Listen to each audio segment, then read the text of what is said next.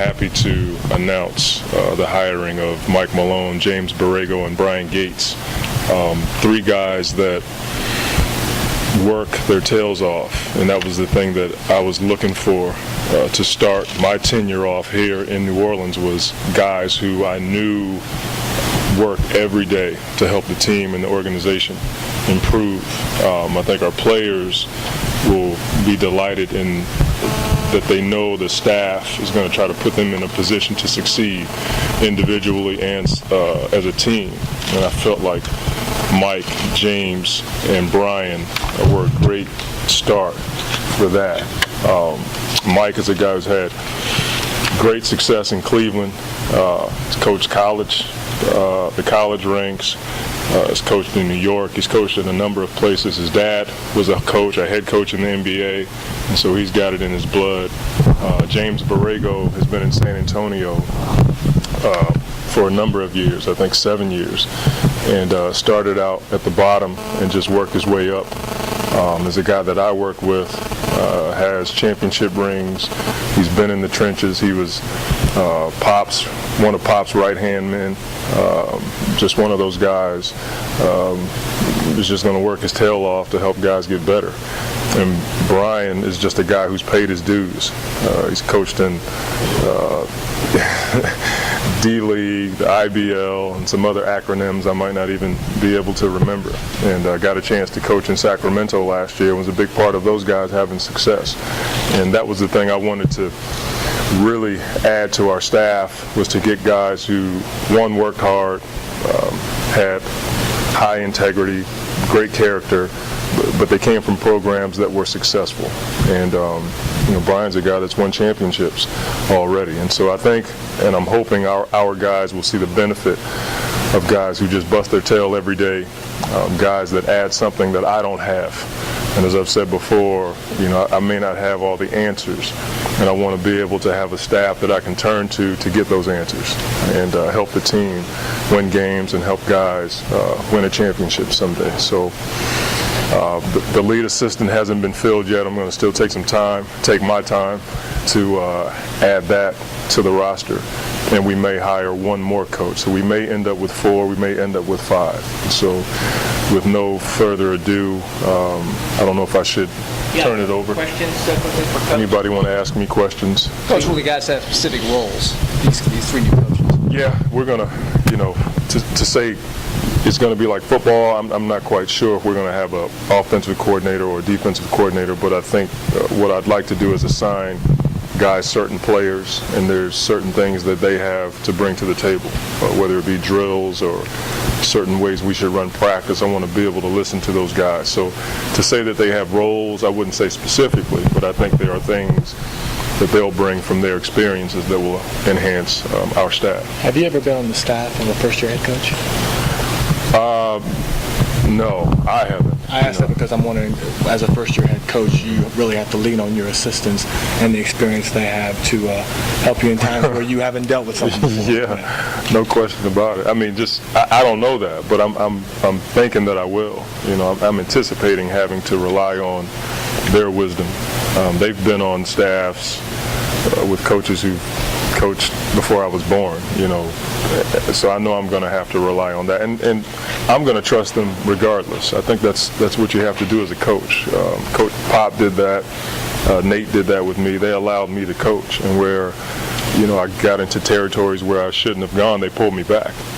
But I think you have to trust your coaches to coach, and that's what I plan on doing.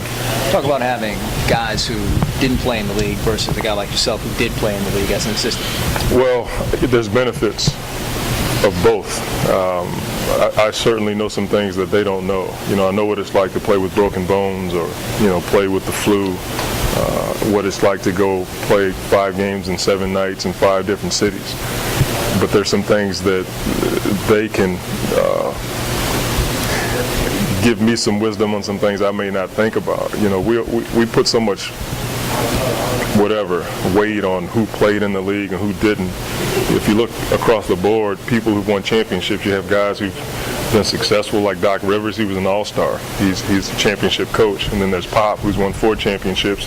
He never played in the league. And then there's Phil Jackson, who was pretty much a role player / whatever you want to call it, maybe the best coach of all time. And so I don't put much weight into that. I put weight into the fact that they work hard, have character and integrity. They have my back, and they're going to help the guys get better. In your opening statement, you said, sorry it took you so long to get the assistant coaches out there. Is that indicative of what it was like trying to assemble this coaching staff together, that it kind of takes a little time as far as putting in the right pieces and kind of like a Rubik's Cube, if you will? No, I think it was just indicative of my month. Coming from Portland, trying to get my family settled, and just get my feet on the ground. I was talking to these guys the whole time, as well as a number of guys who wanted to be on the staff, but I didn't want guys who just wanted a job. I wanted guys who wanted to be here, and all of these guys, and a number of guys were really excited. And there were some guys who I knew they were just trying to get a job, and I understand these economic times. We're looking at maybe a lockout, I don't know, but I understand that. But at the same time, it took me a while because I didn't want to make decisions based on my circumstances, trying to get my family settled and understand the totality of this position. And so I wanted to take my time, and at the same time, we had some other stuff in front of us, the draft and things like that. How important was it to get this done before free agency begins, or was that important? Not so much free agency, I think before Summer League. For me, I just wanted to have guys in place so that when we get to Vegas and start training camp, I had time with our coaches so we can get our language in place. And so when we get to our first practice, they'll be able to convey what I want to say in practice, how I want to teach. And I also want to be able to look at the way they teach and see if it's something we can add to the fold. But having done this part of the equation kind of frees you up a little bit and along with Jeff, to kind of focus on what comes next in free agency, doesn't it? Whatever moves the team decides to make. Yeah, it does a bit. And again, I trust Jeff and his scouts and his staff to do what's best for our team. But it does give me a chance to sit back and observe a bit. But I know when practice starts, I'm going to be on the floor and working like I'm the head coach of the team. But at the same time, I still want to be able to sit back and watch and see if I can add some of these ideas and drills and plays to what we want to do this year. Do you anticipate you guys being active once free agency opens a little bit? And are you looking forward to this, being a head coach for the first time when free agency opens? Everybody wants to be active in this climate, what we're dealing with. I don't want to mention any names in free agency, but I feel like where we are right now and where most teams are around the league, everybody wants to improve. And so if there's something that we can do as an organization, I'm pretty sure Jeff's going to be right on top of it. With the deadline coming up tonight, you are a basketball coach, you're probably also a fan. Are you excited about the free agent deadline and the potential change that's going to overtake the league in 24 hours, perhaps? No. To be honest with you, I'm not. I'm pretty tired. I'm tired of hearing about all of it, to be honest with you. I think it's overblown. We've been talking about it for 2 years. As fans, media, whomever. I think all of this stuff plays out, and I've been around long enough to know that it's hard to move around in this league. You can talk about a lot of stuff, but my focus is on the guys we have on this team. I'm thankful that everybody's trying to get 2 All-Stars or 3 All-Stars on their team, and we have them. And so I'm thankful for that, and Chris and David. And then we have young guys who are some of the top young guys in this league. And so what a lot of people are looking for, we already have. And so it's my job to try to put all this stuff together and try to push this thing in the right direction. Would you feel different if you were $35 million under the cap? Probably. I know I would, but we're not. And so I have to deal with the cards that we have. And so we don't have that kind of money here. But we do have an opportunity to build on what has already been done well.